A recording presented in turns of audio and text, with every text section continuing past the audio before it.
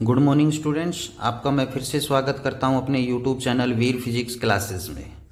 आज हम बात करेंगे 12th class unit number 9B semiconductor devices के बारे में। तो बच्चों, इससे पहले की वीडियो में हम डिस्कस कर चुके हैं ट्रांजिस्टर एज ए स्विच, कि ट्रांजिस्टर है वो एज ए स्विच कैसे वर्क करता है। और आज की इस वीडियो में हम जो डिस्कस करेंगे that is a most important article, जिसका नाम है transistor as a common emitter amplifier. जैसे कुछ बच्चे सोच रहे होंगे सर कॉमन एमिटर क्यों यूज कर रहे हैं आप, कॉमन बेस क्यों यूज नहीं कर रहे? क्योंकि बेटा मैंने आपको बताया मैं आपके लिए वीडियो बना रहा हूं फॉर द एग्जाम्स और सिलेबस के अकॉर्डिंग। तो आपके सिलेबस में कॉमन बेस जो है वो नहीं है, कॉमन एमीटर है, वो एनसीईआरटी के बेस पर भी कॉमन एमीटर ही है। तो जो कॉमन एमीटर एम्पलीफायर है उसके बारे में हम डिस्कस करेंगे, transistor as a common emitter amplifier. तो सबसे पहले बात आती है कि एम्पलीफायर क्या होता है। तो एम्पलीफायर का नाम आपने सभी ने सुना हुआ है, डीजे का यूज करते हैं, डीजे सभी ने देखा हुआ है। डीजे में भी हाई साउंड बनाने के लिए, उसका एम्पलीट्यूड बढ़ाने के लिए एम्पलीफायर का यूज होता है।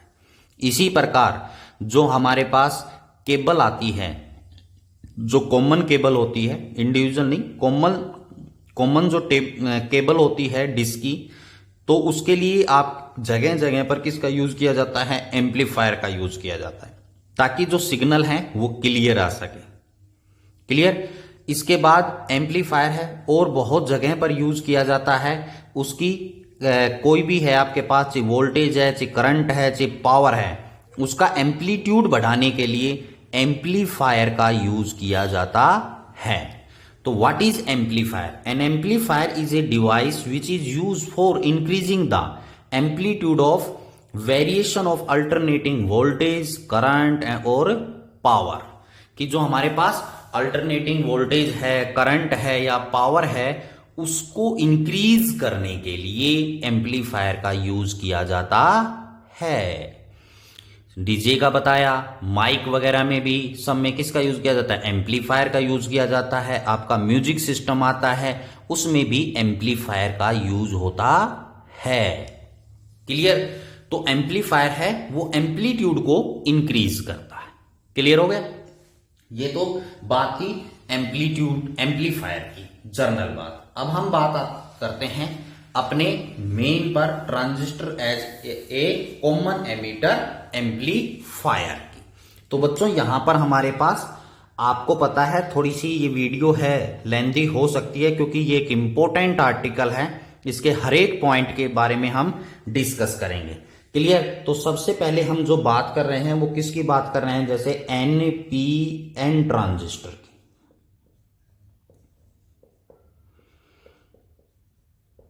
कुछ बच्चे कहेंगे कि सर आप एनपीएन लेते हो, कोई बात नहीं, आज हम एम्पली, क्योंकि वर्किंग सबकी सेम होती है, सिर्फ थोड़ा सा सर्किट डायग्राम में डिफरेंस आता है।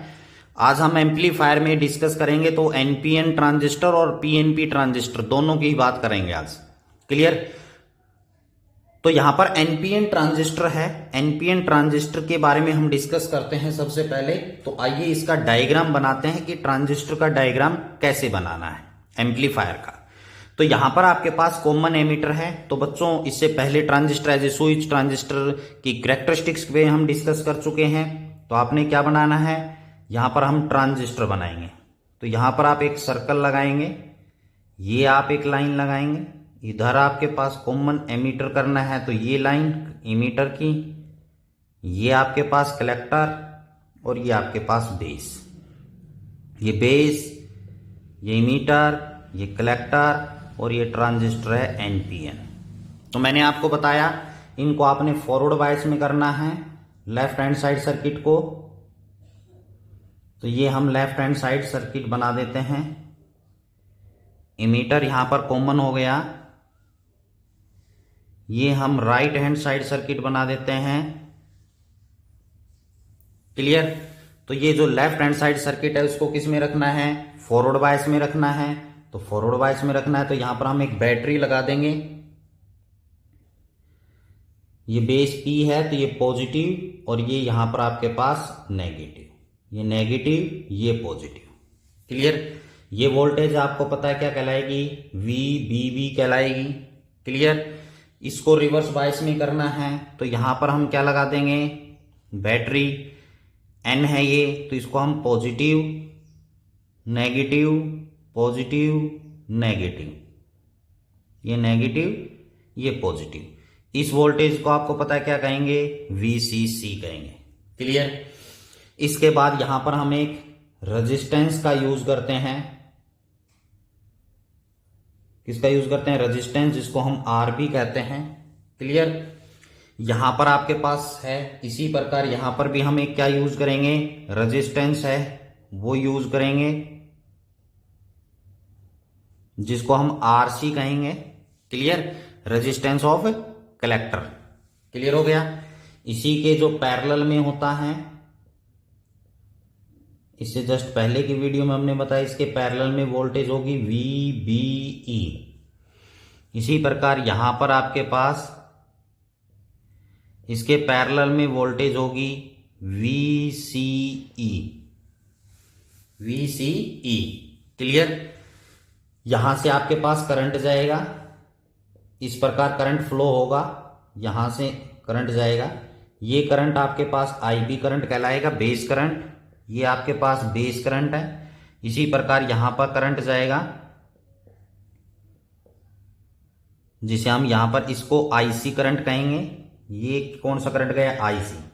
तो यहां पर आपके पास जो है कौन सा करंट है, ये IE करंट है, यानी इमीटर करंट है। क्लियर हो गया। इसके बाद जो हमारे पास है ट्रांजिस्टर एज एन एम्पलीफायर, उसमें एक चीज एक और यूज करना है, कैपेसिटर। तो यहां पर बच्चों हम एक कैपेसिटर है वो यूज करेंगे, C। क्लियर। इसका नाम दे दिया C1। ये एक कैपेसिटर है, इसके थ्रू यहां से हम इनपुट देंगे बच्चों। क्या देंगे, इनपुट। इसी प्रकार आउटपुट में हमें एक कैपेसिटर यूज करेंगे C2, जिसके थ्रू हम यहां से क्या लेंगे, आउटपुट लेंगे। क्या लेंगे, आउटपुट। क्लियर। ये डायग्राम बन गया transistor as common emitter amplifier का। क्लियर। तो यहां से आपके पास पेपर में क्या पूछा जाता है कि व्हाट इज एम्पलीफायर, एम्पलीफायर क्या है, तो आपकी ये डेफिनेशन हो गई। फिर उसके बाद वो कह सकता है कि एम्पलीफायर की working, construction, working, input and output wave diagram, input और आउटपुट वेव डायग्राम है, उसको भी बनाना है, एक्सप्लेन करना है। ये आपसे डायग्राम क्वेश्चन में पूछेगा। और फिर वो एनपीएन ट्रांजिस्टर कहे तो आपने एनपीएन लेना है, पीएनपी कहे तो वो आपने पीएनपी लेना है। वो क्वेश्चन में ध्यान रखना है कि वो किस एम्पलीफायर की बात कर रहा है, एनपीएन की कर रहा है या पीएनपी की बात कर रहा है। जो क्वेश्चन में आएगा वही एम्पलीफायर, वही आपने ट्रांजिस्टर है वो यहां पर यूज करना है, अलग यूज नहीं करना। क्लियर। तो ये एक डायग्राम है यहां पर ट्रांजिस्टर एज एन एम्पलीफायर का। तो बच्चों इनपुट में हम क्या देंगे, इनपुट में एसी जो आपके पास इनपुट देगी, तो आपको पता है यहां पर इनपुट वेव फॉर्म आपने बनानी है। तो इनपुट वेव एसी की आपको पता है इस प्रकार एसी है वो वेव फॉर्म होती है एसी की। क्लियर। ये इनपुट किसकी है, एसी की इनपुट वेव फॉर्म है। अब आउटपुट आपके पास क्या आएगी, कैसे ये वर्क करेगा, इन सब के बारे में हम डिस्कस करेंगे। तो उसके लिए बच्चों जैसे ट्रांजिस्टर एज ए स्विच की बात की थी, उसी प्रकार यहां पर ट्रांजिस्टर एज एन एम्पलीफायर में भी किरचॉफ्स लॉ का यूज करना है। किसका यूज करना है, किरचॉफ्स लॉ। बाकी ये चीजें हैं आपने लिखनी है, वही फॉरवर्ड बायस है, ये रिवर्स बायस है, ये सब मैंने बताया, ये बहुत बार हम रिपीट कर चुके हैं, इसलिए ज्यादा टाइम वेस्ट नहीं करेंगे इस पर। जिसने नहीं देखा है वो ट्रांजिस्टर एज ए स्विच की वीडियो देख लीजिए, आपके पास कैरेक्टरिस्टिक्स ऑफ द ट्रांजिस्टर है वो वीडियो आप देख लीजिए। ये सारी सीरियल वाइज वीडियोज हैं, तो उसमें आपको मैंने आपको डिटेल में समझाया हुआ है। क्लियर। तो यहां पर अब आपके पास आता है यूजिंग किरचॉफ्स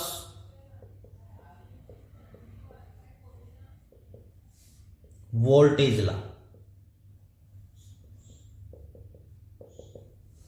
हम क्या करेंगे, यूजिंग किरचॉफ्स वोल्टेज लॉ है उसका यूज करेंगे। तो ट्रांजिस्टर एज ए स्विच में भी किया था, तो यहां पर इनपुट में हम यूज करते हैं, इनपुट की इक्वेशन आपको बताता हूं और फिर हम आउटपुट की बात करेंगे। तो वोल्टेज लॉ है, लूप लॉ भी कहते हैं इसको। तो यहां पर लूप कौन सी बनेगी, यहां से ये हम ऐसे जाएंगे इसके अंदर, ये लूप बनेगी। क्लियर। तो यहां पर आपके पास माइनस VBB, यहां पर रेजिस्टेंस आएगा voltage V equal to IR, तो IB और RB, करंट IB जा रहा है इसमें से, रेजिस्टेंस RB है, ओम्स लॉ के according V equal to IR, तो वोल्टेज बन गई। इधर से यहां आएंगे तो ये क्या आएगी, प्लस की VBE। क्लियर, क्योंकि ये पैरेलल में होता है बच्चों। ट्रांजिस्टर एज ए स्विच आप देख लेना, उसमें मैंने आपको डिटेल में समझाया हुआ, दैट इज इक्वल टू 0।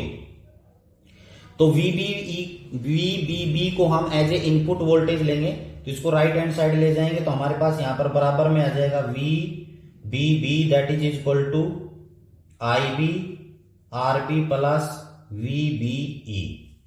ये इनपुट है इसलिए इसको वोल्टेज I के नाम से दे देता हूं, IB RB plus VBE। This is the equation number first. Clear. Likewise हम बात करेंगे आउटपुट सर्किट की। किसकी बात करेंगे, आउटपुट की। तो आउटपुट यहां पर है, ये एक लूप बनेगी, क्लोज सर्किट है वो बनेगा। तो यहां से चलेंगे, ये तो नेगेटिव सामने आया तो ये क्या हो जाएगा, माइनस का VCC।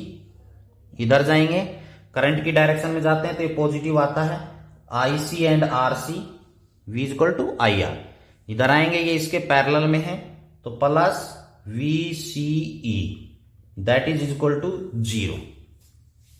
तो यहां पर VCE जो है वो एज ए आउटपुट में यूज करेंगे, तो VCE को हम यहीं रहने देते हैं, बाकी को राइट हैंड साइड ले जाएंगे तो ये VCC minus IC and RC, ये पॉजिटिव हो जाएगा, ये नेगेटिव हो जाएगा। ये एज ए आउटपुट वोल्टेज है, यहां पर VCC minus IC RC, equation number second. ये किरचॉफ्स लॉ है वो हमने यूज किया है बच्चों, तो ये डिटेल में मैंने आपको बताया है बिल्कुल। तो अब इसकी वर्किंग जो है फेज रिलेशनशिप के नाम से भी इसे जाना जाता है, कि क्या कहेगा, फेज रिलेशनशिप। जैसे पेपर में आपसे क्वेश्चन में भी पूछ सकता है कि फेज रिलेशनशिप, फेज रिलेशनशिप के बारे में। तो अब आप कहोगे सर क्या है ये फेज रिलेशनशिप, तो जैसे इनपुट में आपके पास ये फॉर्म बनी है, तो आउटपुट में कैसी वेव फॉर्म आएगी, वो होती है फेज रिलेशनशिप। क्लियर। तो वो कहां से आएगी, वो इस इक्वेशन नंबर सेकंड से हम इसके बारे में डिस्कस करेंगे, जैसे स्विच में किया था। ध्यान से सुनना है बच्चों, थ्योरेटिकल है, वही बातें आपने लिखनी भी है, क्योंकि अगर इतनी बड़ी डिटेल में अगर मैं लिखूंगा तो बहुत लेंथी हो जाएगा। तो अब इसकी वर्किंग को समझते हैं, फेज रिलेशनशिप है उसको समझते हैं। तो देखिए बच्चों, यहां पर सबसे पहले बात आती है कि जब ये पॉजिटिव हाफ साइकिल, यहां पर देखना है एसी का इनपुट है, ये क्या है, इनपुट वेवफॉर्म। तो यहां से जैसे ही पॉजिटिव हाफ साइकिल जाएगा, तो यहां पर पहली बात आती है फॉर पॉजिटिव हाफ साइकिल। तो ये जैसे एज ए इनपुट क्या रहेगा, पॉजिटिव हाफ साइकिल इसके अंदर जाएगा। क्लियर। तो ये पॉजिटिव हाफ साइकिल जा रहा है, तो ये किस में है, फॉरवर्ड बायस में। देखिए पॉजिटिव है तो पॉजिटिव जा रहा है, तो यहां पर ध्यान से सुनना है बच्चों, ध्यान से समझना है। ये पॉजिटिव हाफ साइकिल जाएगा, पॉजिटिव जा रहा है, तो यहां पर भी किया है पॉजिटिव, तो बेस किससे जुड़ रहा है, पॉजिटिव से जुड़ रहा है। क्लियर। और इमीटर है वो किससे जुड़ रहा है, नेगेटिव से जुड़ रहा है। यहां पर इनपुट में बात कर रहे हैं, तो ये पॉजिटिव से जुड़ रहा है, ये नेगेटिव से जुड़ रहा है। तो पॉजिटिव हाफ साइकिल जा रहा है, तो बेस किसके हो गया, पॉजिटिव, तो इस और इमीटर क्या है, नेगेटिव। तो ये सेम फेज है, फॉरवर्ड बायस में हो गया, इमीटर और बेस है वो किस में हो गए, फॉरवर्ड बायस में। फॉरवर्ड बायस में हो गया तो इमीटर करंट क्या होगा, लार्ज होगा। इमीटर करंट क्या होगा, लार्ज होगा। क्लियर। तो यहां पर इमीटर करंट लार्ज होगा तो corresponding to which collector current will be also large. Collector current भी क्या होगा, लार्ज होगा। क्लियर। तो यहां से इक्वेशन नंबर सेकंड से, from equation number second, IC will be large. IC क्या है, लार्ज है। तो ये आईसी की वैल्यू लार्ज है तो आईसी आरसी की वैल्यू भी क्या हो गई, लार्ज। तो आउटपुट वोल्टेज है वो क्या हो जाएगी, डिक्रीज होगी। यहां से आउटपुट वोल्टेज है वो क्या होगी, डिक्रीज होगी। इमीटर तो यहां पर for positive half cycle, note कर लेना इसको, फॉर पॉजिटिव हाफ साइकिल, जैसे ही आपके पास पॉजिटिव हाफ साइकिल इनपुट की फॉर्म में जाएगा तो यहां पर इमीटर करंट जो है ना, आईई, इसको मैं मिटा दूं, आईई करंट क्या होगा, इंक्रीज। आईई इंक्रीज क्यों होगा, क्योंकि पॉजिटिव हाफ साइकिल गया है किसमें, फॉरवर्ड बायस में, और जिसकी वजह से कलेक्टर करंट है आईसी वो भी क्या होगा, इंक्रीज। क्यों होगा इंक्रीज, क्योंकि आपको पता है आईई इमीटर करंट है वो किसके बराबर होता है, आईबी प्लस आईसी के बराबर। आईबी आपको पता है 5% और आईसी का 95%। तो जब पॉजिटिव आईई इंक्रीज होगा, आईसी भी क्या होगा, इंक्रीज होगा, यानी कलेक्टर करंट है वो भी क्या होगा, इंक्रीज होगा। क्लियर। जिसकी वजह से आईसी इंक्रीज हो गया तो आईसी आरसी की वैल्यू इंक्रीज होगी। तो बच्चों वीसीसी में से वैल्यू घटेगी तो वी नोट, जिसको कलेक्टर वोल्टेज हम बोलते हैं, आउटपुट वोल्टेज जो है वो क्या होगी, डिक्रीज होगी। ये क्या होगा, डिक्रीज। आउटपुट की फॉर्म में मैंने लिया है। क्लियर। तो आउटपुट ये क्या होगा, डिक्रीज। तो यहां से ये वी नोट क्या हुआ है, डिक्रीज हुई है। क्लियर। वी नोट आउटपुट की फॉर्म में है, जिसको आप वीसी भी लिख सकते हैं, केवल क्या लिख सकते हैं, वीसी। क्लियर। यहां पर आप अगर आउटपुट ना लिखें तो वीसी भी लिख सकते हैं यहां पे। तो आउटपुट वीसी क्या होगी, डिक्रीज। अब ध्यान से सुनना है, वीसी या आउटपुट वोल्टेज क्या हो रही है, डिक्रीज हो रही है। तो ये वीसी जो है वो किससे जुड़ा हुआ है, पॉजिटिव से। किससे जुड़ा हुआ है, ये बात ध्यान से सुनने वाली है बच्चों। यहां पर ये डिक्रीज हो रहा है तो डिक्रीज कैसे हो रहा है, जैसे ये किससे कनेक्ट है, पॉजिटिव से। क्लियर। तो पॉजिटिवली क्या हो रहा है, डिक्रीज हो रहा है।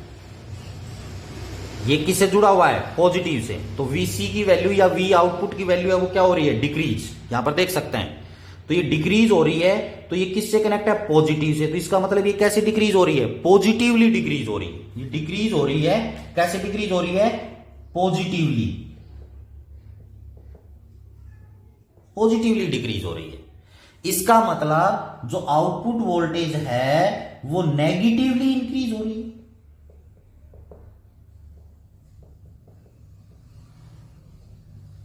कैसे इंक्रीज हो रही है, नेगेटिवली इंक्रीज हो रही है। क्योंकि जो है एक पॉजिटिवली डिक्रीज हो रही है तो इसका मतलब क्या है, वो नेगेटिवली इंक्रीज हो रही है। तो इसलिए यहां पर आउटपुट वेव फॉर्म में आपके पास इस प्रकार नेगेटिवली एम्पलीट्यूड है वो इंक्रीज होगा। फिर से बना देता हूं मैं, आउटपुट में यहां पर ये, तो ये कैसे हो रहा है, आउटपुट कैसे आएगी, नेगेटिवली इंक्रीज हो रहा है बच्चों। इसलिए आउटपुट वेव फॉर्म में कैसे आएगा, नेगेटिवली इंक्रीज आएगा। जब पॉजिटिव हाफ साइकिल जाएगा तो आउटपुट में नेगेटिवली एम्पलीट्यूड इंक्रीज होकर बाहर आएगा। क्लियर हुआ या नहीं हुआ, समझ गए, कोई दिक्कत, आगे चलें। तो अब आगे देखिए नेक्स्ट केस में, तो मैं इसको रब कर देता हूं, इसको आप नोट कर लीजिए। क्लियर। तो अब इसको मैं रब कर रहा हूं, मैं सेकंड केस इसके लिए ले रहा हूं। सेकंड केस का मतलब क्या है, यहां पर पहले फर्स्ट केस था, अब सेकंड केस है क्या, फॉर नेगेटिवली हाफ साइकिल, या नेगेटिव हाफ साइकिल भी आप ले सकते हैं। नेगेटिव फॉर द नेगेटिव लिख देता हूं इसको, फॉर नेगेटिव हाफ साइकिल।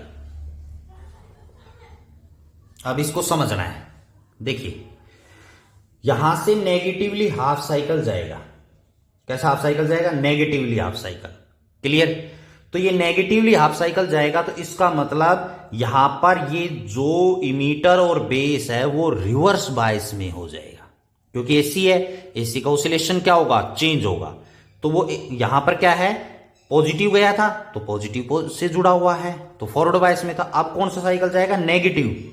तो नेगेटिव साइकिल जाएगा तो ये रिवर्स बायस में होगा। किसमें होगा? रिवर्स बायस में। इस चीज का ध्यान रखना। It oppose the forward biasing. जैसे नेगेटिव जाएगा ना, पॉजिटिव गया था तो फेवर में था, तो इसने फॉरवर्ड बायस का क्या किया था? फेवर। अब नेगेटिवली जा रहा है तो ये फॉरवर्ड बायस का क्या करेगा? अपोज करेगा। फॉरवर्ड बायस का क्या करेगा? अपोज करेगा। तो जिसकी वजह से यहां पर जो इमीटर करंट है वो डिक्रीज होगा। क्या होगा? डिक्रीज, क्योंकि नेगेटिव जा रहा है तो ये इसका क्या करेगा? अपोज। तो जब इमीटर करंट डिक्रीज होगा तो आपको पता है इसी के साथ साथ कलेक्टर करंट भी डिक्रीज होगा। कलेक्टर करंट भी क्या होगा? डिक्रीज होगा। और जब कलेक्ट इक्वेशन नंबर सेकंड से देखिए, जब ये कलेक्टर करंट डिक्रीज हुआ तो ये वैल्यू भी क्या होगी? डिक्रीज। और जब ये वैल्यू डिक्रीज होगी तो ये वैल्यू इंक्रीज होगी। समझ में आया या नहीं आया? क्योंकि ये वैल्यू जैसे पहले पॉजिटिव हाफ साइकिल में आईसी की वैल्यू क्या हो गई थी? इंक्रीज। तो आईसी की वैल्यू इंक्रीज हुई थी तो बच्चों ये वैल्यू भी क्या हुई? इंक्रीज। तो ये वैल्यू क्या होगी? घटेगी, क्योंकि वीसीसी में से ये वैल्यू डिक्रीज होगी। क्लियर? तो यहां पर आईसी की वैल्यू क्या हुई है? डिक्रीज। तो ये वैल्यू क्या हुई है? डिक्रीज। जब ये वैल्यू डिक्रीज हुई है तो ये वैल्यू है वो क्या होगी? इंक्रीज होगी। तो इसका मतलब वी आउटपुट है वो क्या होगा? इंक्रीज होगा। वी नोट की वैल्यू क्या होगी? इंक्रीज होगी। और कैसे इंक्रीज होगी? अब ध्यान देना है। क्या है ये? पॉजिटिव से जुड़ रहा है। वीसी किससे जुड़ रहा है? यहां पर कलेक्टर है वो किससे जुड़ा हुआ है? पॉजिटिव से। आउटपुट में तो पॉजिटिव से हो रहा है तो इंक्रीज हो रही है। तो ये कैसे इंक्रीज होगी? पॉजिटिवली। तो इसलिए इसको लिख देते हूं, इसको पॉजिटिवली इंक्रीज। कैसे इंक्रीज होगी? पॉजिटिवली, क्योंकि वी नॉट की वैल्यू इंक्रीज होगी। इंक्रीज होगी तो ये किससे जुड़ा हुआ है? इस बात का ध्यान रखना, ये जुड़ा हुआ है किससे? पॉजिटिव से। तो इंक्रीज हो रही है तो कैसे इंक्रीज होगी? पॉजिटिवली इंक्रीज होगी। क्लियर? तो यहां पर आपके पास आउटपुट में ये पॉजिटिव इंक्रीज हुआ हाफ साइकिल आपके सामने आएगा। ये थोड़ा सा तिरछा बन जाता है क्योंकि यहां पर हाथ रखूंगा तो ये रब हो जाएगा, मिट जाएगा। क्लियर हो गया? तो यहां से आपके पास क्या होगी? पॉजिटिवली इंक्रीज की हाफ आ गई। और घटेगा कैसे? नेगेटिवली डिक्रीज होगा। ये पॉजिटिवली क्या होगा? इंक्रीज। और नेगेटिवली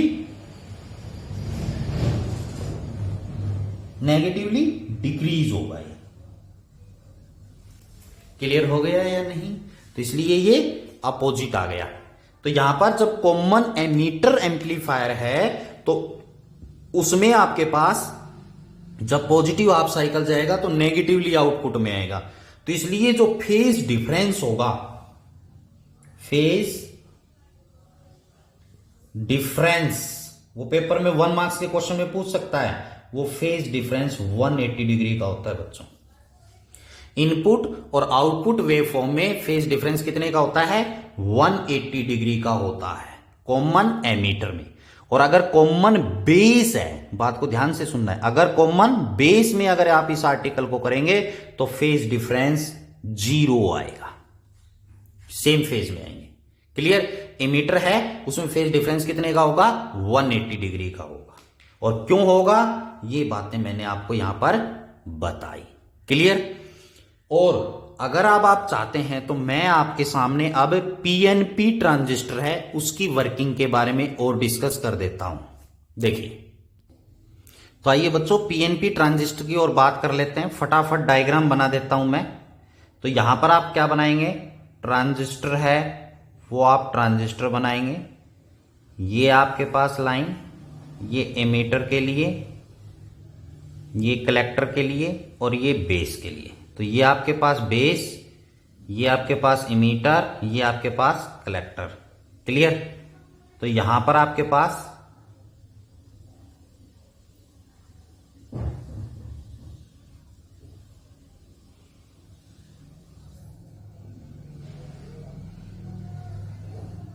ठीक है, तो यहां पर इसको फॉरवर्ड बायस में करना है, एनपीएन है तो ये एन, ये पी और ये भी पी, ठीक है, पी एन पी ट्रांजिस्टर है ये, तो एन बेस हो गया, बाकी क्या हो गया पी। इसको फॉरवर्ड बायस में करना है तो ये नेगेटिव और ये आपके पास नेगेटिव हो जाएगा और ये पॉजिटिव हो जाएगा, तो नेगेटिव पॉजिटिव। इसको करेंगे फॉरवर्ड बायस में तो ये आपके पास क्या है, पी है, तो रिवर्स बायस में करना है तो यहां पर आपके पास क्या आएगा, नेगेटिव पॉजिटिव नेगेटिव और पॉजिटिव। ये थोड़ा सा जल्दबाजी में बना रहा हूं समझाने के लिए, ठीक है। ये वोल्टेज VCC, ये वोल्टेज VBB। अब इसी के साथ में यहां पर हम एक रेजिस्टेंस लगा देते हैं जो कि RB होगा बेस, क्लियर। इसी के पैरेलल में जो वोल्टेज होगी वो आपके पास VBE होगी। इसी प्रकार इस यहां पर भी हम एक रेजिस्टेंस लगा देते हैं जो कि RC। इसी के पैरेलल में यहां पर एक वोल्टेज होगी जिसको VCE कहेंगे, क्लियर हो गया। अब इसके बाद करंट है, करंट का फ्लो आपके पास ऐसे होगा, इसमें IB, ये नेगेटिव से पॉजिटिव की तरफ इस प्रकार हम जाएंगे तो ये करंट आएगा IB, क्लियर। इसमें कलेक्टर में आपके पास नेगेटिव से वही पॉजिटिव की तरफ इस प्रकार, तो यहां पर ये क्या आएगा, IC आएगा, ये क्या आएगा, IC। अब देखिए जंक्शन बन गया नहीं, तो यहां पर दोनों करंट क्या हो रहा है, एंटर, तो एक करंट आउट भी जाएगा, तो ये करंट क्या होगा, IE कहां जाएगा, अंदर, ये बन गया, क्लियर। अब इसमें एम्पलीफायर यूज करना है तो यहां पर एक आगे जाकर हम एक कैपेसिटर जो है उसका यूज कर देते हैं, यहां पर C1,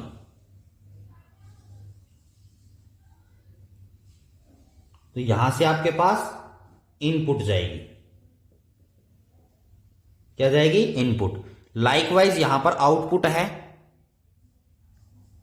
उसमें कैपेसिटर, ठीक है, यहां पर आउटपुट में ये भी कैपेसिटर, यहां से हम आउटपुट लेंगे, ये C2 कैपेसिटर है, यहां से आउटपुट,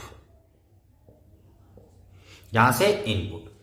ये क्या बन गया, transistor, common emitter transistor for PNP। अब आप देख सकते हैं खुद ही, केवल जो आपके पास नेगेटिव पॉजिटिव है वही डायग्राम में डिफरेंस आया है, क्लियर।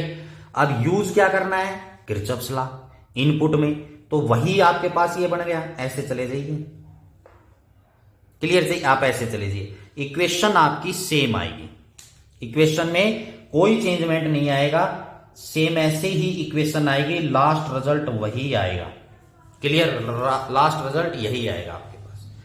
अब इनपुट वेवफॉर्म में हम क्या करेंगे, मैं आपको वर्किंग समझा देता हूं फटाफट। तो यहां पर आपके पास ये AC इनपुट है, तो यहां पर फेज रिलेशनशिप की बात करेंगे तो सबसे पहले यहां पर आते हैं हमारे पास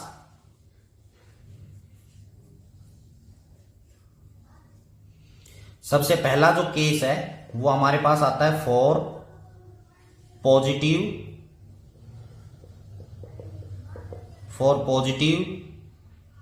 हाफ साइकिल। सबसे पहले, क्योंकि आपको मेन मकसद है समझाना, तो ये आप कर लेंगे आराम से।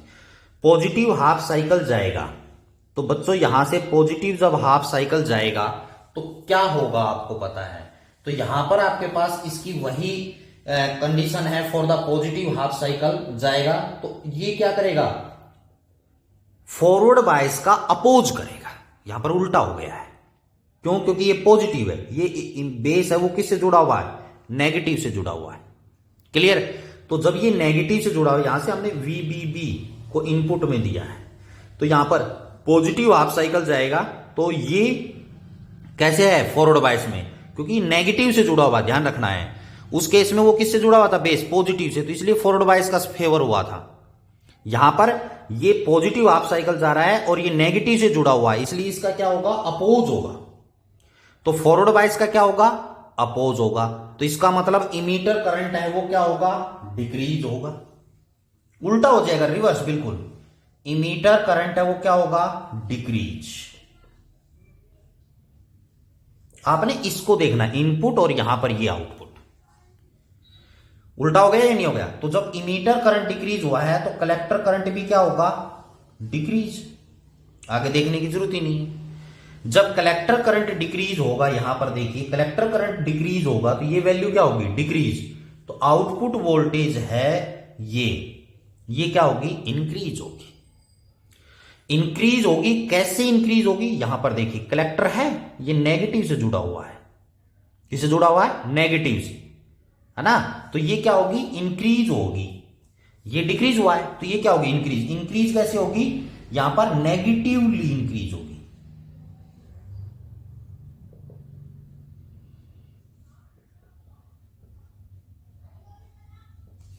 क्या होगा, नेगेटिवली इंक्रीज होगी। क्लियर हुआ या नहीं हुआ? क्योंकि ये नेगेटिव से जुड़ रहा है, यहां पर इसको, इस टर्मिनल को और इस टर्मिनल को जोड़ना है, देखना है आपने। इमीटर तो कैसा है, कॉमन है। बेस और कलेक्टर को आपने देखना है। क्लियर? तो यहां पर नेगेटिवली क्या हो गया, इंक्रीज। तो आउटपुट में फॉर्म बना देते हैं, तो आउटपुट में नेगेटिवली ये इंक्रीज हो गया। क्लियर? अब आते हैं हम for negative half cycle. Second case, इनको यूं बन रहा है। क्लियर? तो यहां से नेगेटिव हाफ साइकिल जाएगा तो बच्चों ये नेगेटिव से जुड़ा हुआ है तो ये फॉरवर्ड बायस का क्या करेगा, फेवर करेगा, फॉरवर्ड बायस में होगा। तो इमीटर करंट है वो क्या होगा, इंक्रीज। इमीटर करंट क्या होगा, इंक्रीज, क्योंकि नेगेटिव है, ये भी नेगेटिव से जुड़ा है तो फॉरवर्ड बायस में फेवर करेगा। इमीटर क्या होगा, इंक्रीज, तो कलेक्टर भी क्या होगा, इंक्रीज। कलेक्टर भी क्या होगा, इंक्रीज। जब कलेक्टर इंक्रीज होगा तो यहां पर देखिए आईसी आरसी की वैल्यू क्या होगी, इंक्रीज। तो ये इंक्रीज होगी तो ये वैल्यू क्या आएगी, डिक्रीज, क्योंकि वीसीसी में से घटेगी, सब्सट्रैक्ट हो रही है। तो ये क्या होगा, आपके पास डिक्रीज होगा।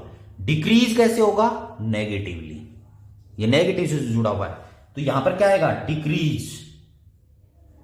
कैसे decrease, negatively decrease, negatively decrease. इसका मतलब पॉजिटिवली, पॉजिटिवली इंक्रीज। पॉजिटिवली क्या होगी, इंक्रीज। तो इसलिए यहां पर ये आपके पास साइकिल आएगा। क्लियर? तो यहां पर भी फेज डिफरेंस 180 डिग्री का होगा। फेज डिफरेंस कितने डिग्री का होगा, 180 डिग्री का होगा। क्लियर हो गया? कोई प्रॉब्लम? तो यहां पर मैंने दोनों एनपीएन और पीएनपी को समझाया। यहां इसको देखना है आपने, बेस को किससे जुड़ा हुआ है और कलेक्टर है वो किससे जुड़ा हुआ है, ये फेज रिलेशनशिप है वो आपने लिखनी है। क्लियर हो गया? अब बच्चों यहां पर एम्पलीफायर के अंदर ये तो सर्किट डायग्राम, इसकी वर्किंग, इनपुट और आउटपुट वेव फॉर्म है। क्लियर? कॉमन बेस का अगर 1 मार्क्स में क्वेश्चन पूछ ले कि कॉमन बेस में फेज डिफरेंस कितने डिग्री का होगा, तो 0। अगर कॉमन इमीटर है तो फेज डिफरेंस 180 डिग्री का होगा। अब बच्चों एम्पलीफायर के अंदर कुछ गेन्स हैं, उनके बारे में और डिस्कस कर लेते हैं साथ के साथ एम्पलीफायर के में। आइए बच्चों, अब हम transistor as a common emitter amplifier के वेरियस गेन्स हैं उनके बारे में डिस्कस करते हैं। तो वेरियस गेन्स हैं वो 2 टाइप्स के, एक तो करंट गेन और एक वोल्टेज गेन। क्या होता है, current gain end voltage gain है वो होते हैं। तो सबसे पहले हम करंट गेन्स के बारे में डिस्कस करते हैं। तो बच्चों ये भी एक इंपॉर्टेंट पार्ट है एम्पलीफायर का, इसलिए यहां पर हम डिस्कस कर रहे हैं। क्लियर? तो यहां पर आपके पास है, सबसे पहले आता है करंट गेन के बारे में हम डिस्कस करेंगे, करंट गेन। तो करंट गेन्स के भी 2 टाइप्स हैं, एक तो डीसी और एसी। देखिए यहां पर नाम से आप ध्यान से देखिए, फर्स्ट नंबर यहां पर उसमें रोमन में डाला है मैंने। तो करंट गेन में डीसी करंट गेन आता है। तो डीसी करंट गेन क्या है, it is defined as the ratio of the collector current to the base current, it is denoted by beta. यानी जो डीसी करंट गेन है उसको हम बीटा से डिनोट करते हैं, और ये किसका रेशियो होता है, collector current upon base current. इन दोनों का जो रेशियो होता है उसे डीसी करंट गेन कहते हैं। आगे मैं सिर्फ इस फॉर्मूले के फॉर्म में लिखूंगा, आपने नोटबुक में नोट्स के फॉर्म में इस प्रकार डेफिनेशन लिखनी है कि इट इज डिफाइंड एज, इसलिए मैंने एक आपके सामने लिख दी है। तो बीटा से डिनोट करते हैं IC बाय IB के बराबर होता है बीटा। क्लियर। अब इसको रिलेशन दे देते हैं बेस की फॉर्म में, जैसे transistor as a common base amplifier होता है, उसमें बच्चों जो बेस एम्पलीफायर है ना, बेस हो जाता है कॉमन बेस, तो उस दौरान यहां पर बेस नहीं आएगा, यहां पर इमीटर आ जाएगा। क्लियर। जो कॉमन होता है ना वो नहीं आएगा यहां पर। कलेक्टर तो आउटपुट में ऊपर आएगा ही आएगा, कॉमन बेस है तो आपके पास क्या हो जाएगा, इमीटर करंट आ जाएगा। इमीटर बेस है तो यहां पर बेस करंट आ जाएगा। क्लियर। तो इसको इसी रिलेशन में करने के लिए हम क्या करते हैं, आगे देखिए कि beta that is equal to IC divided by IB की जगह क्या लिख सकता हूं बच्चों में, IE माइनस IC। क्यों लिख सकता हूं, क्योंकि आपको पता है IE इमीटर करंट है वो IB प्लस IC के बराबर होता है, तो IB किसके बराबर हो जाएगा, IE माइनस IC के बराबर हो जाएगा। मैंने यहां पर लिख दिया। क्लियर। अब मैं क्या करता हूं कि डिवाइडिंग बाय IE से क्या कर देता हूं, डिवाइड कर देता हूं नोमिनेटर और डोमिनेटर दोनों को। तो IC डिवाइडेड बाय IE, यहां पर 1 minus IC divided bye IE। Clear हो गया। इसको IE से डिवाइड करेंगे तो 1 आ जाएगा। अब IC divided bye IE alpha के बराबर होता है 1 माइनस अल्फा, क्योंकि जो DC है कॉमन, यहां पर आप नोट कर लेना, कॉमन बेस में करंट गेन है DC current gain, DC current gain उसको अल्फा से डिनोट करते हैं और वो IC डिवाइडेड बाय IE के बराबर होता है, IC डिवाइडेड बाय IE। इसलिए ये दोनों के बीच में रिलेशन आ गया कि beta that is equal to alpha divided by 1 minus alpha. ये दोनों के लिए रिलेशन हो गया। क्लियर हो गया। अब इसके बाद बात आती है second type, AC current, AC current gain. तो बच्चों जो AC करंट गेन है इसको भी ऐसे आपने लिखना है, it is defined as the ratio of the current, कौन सा करंट, कलेक्टर, ठीक है, और बेस करंट। इसको बीटा से और यहां पर AC लिख दिया मैंने, मतलब AC गेन है। तो ये क्या होता है, del IC divided by del IB। Del IC divided by del IB के बराबर होता है कौन, AC करंट गेन। क्लियर हो गया। अब बात करते हैं बच्चों AC वोल्टेज गेन के बारे में। तो जो AC वोल्टेज गेन है जिसको हम AC जो है AC वोल्टेज गेन है, AV से डिनोट कर दिया। ये क्या होता है, ये आप डेफिनेशन के फॉर्म में लिख लेना, it is defined as the ratio of the voltage, collector voltage to the collector voltage हो गया, और कलेक्टर यहां पर क्या आ जाएगा, बेस या इनपुट वोल्टेज हम जिसको बोलते हैं। क्लियर। या आउटपुट आ जाएगी या इनपुट आ जाएगी, इसको ऐसे भी बोल सकते हैं। जैसे मैंने अभी एम्पलीफायर में आपको बताया था VC या VO आउटपुट के फॉर्म में, जैसे भी आप डिनोट करें ये बेस की हो जाएगी। क्लियर।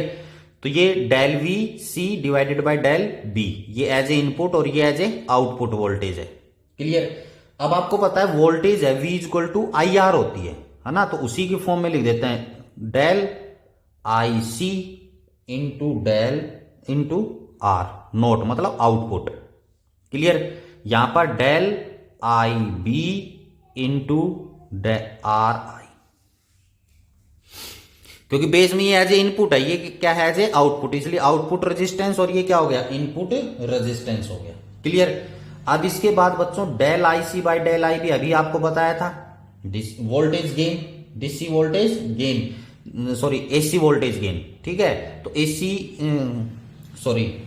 AC वोल्टेज नहीं, आपके पास AC करंट गेन, अभी हमने डिस्कस किया था AC करंट गेन है। क्लियर। करंट गेन हो गया del IC by del IB, current gain हो गया। क्लियर। तो जिसको हम किससे डिनोट करते हैं बच्चों, बीटा से। सॉरी गलती हो जाती है। तो यहां पर क्या हो गया, आपके पास एसी करंट गेन आपके पास आ गया है, एसी करंट गेन। क्लियर। अब इसके बाद जो हमारे पास जो है, इसको हम बीटा से डिनोट करते हैं, that is into R naught divided by R I, मतलब output voltage, output resistance upon input resistance. Clear. तो यहां से इसको हम ऐसे भी लिख सकते हैं, बीटा एसी, ठीक है, इनटू ये आपके पास क्या हो जाएगा, resistance gain, R naught by यानी आउटपुट अपॉन इनपुट, ये क्या हो जाएगा, रेजिस्टेंस गेन के बराबर हो जाएगा। क्लियर हो गया, कोई प्रॉब्लम। तो यहां से आपके पास ये हो गया। अब थर्ड जो आपके पास नेक्स्ट पॉइंट पर आता है, आपके पास एसी पावर गेन के बारे में डिस्कस करते हैं। एसी पावर गेन, तो जो एसी पावर गेन बराबर होगा, किसके बराबर होगा, आउटपुट यानी del P naught divided by del P I, ये output power upon input power, change in output power, इसको लिख देता हूं मैं वैसे भी, change in output power upon change in input power. Clear. तो input output power, change in output power upon change in input power के बराबर हम लिख सकते हैं। क्लियर। तो अब आपके पास यहां पर देखिए जो फार्मूले हैं जर्नल आपने पढ़े हुए हैं, पावर है ना, P that is equal to I square R के बराबर होता है। पावर है आई स्क्वेयर बाय आर के बराबर होता है। क्लियर। तो यहां पर आपके पास आई स्क्वेयर, तो पावर में क्या हो जाएगा, डेल आई सी का square divided by del I B का स्क्वेयर इनटू आर रेजिस्टेंस, तो रेजिस्टेंस गेन मतलब आउटपुट अपॉन इनपुट। इसको हम इस प्रकार लिख सकते हैं। देखिए पावर है P that is equal to I square R है, तो आई का स्क्वेयर कर दिया। ठीक है। जो एसी में आता है हमारे पास जो करंट गेन है वो मैंने आपके पास, इसलिए यहां पर ये देखिए ये किसके बराबर हो जाएगा, बीटा का square into resistance gain. Clear. क्या हो जाएगा, रेजिस्टेंस गेन, ये अभी यहां पर आपको बताया था। क्लियर। ये क्या है आपके पास, बीटा एसी, ये एसी है, बीटा क्या है, एसी करंट गेन के बराबर है, तो ये आई का स्क्वायर, तो इसलिए यहां पर क्या हो जाएगा, बीटा का स्क्वायर आपके पास आ जाएगा। क्लियर हो गया। तो ये कुछ गेन्स थे किसके, एम्पलीफायर के अंदर। आपके पास डीसी करंट गेन है, एसी करंट गेन है, एसी वोल्टेज गेन है, एसी पावर गेन है, इसके बारे में हमने डिस्कस किया है। तो बच्चों आज की इस वीडियो में इतना ही। Thank you and have a nice day. फिर मिलते हैं नेक्स्ट वीडियो के साथ, तब तक के लिए गुड बाय।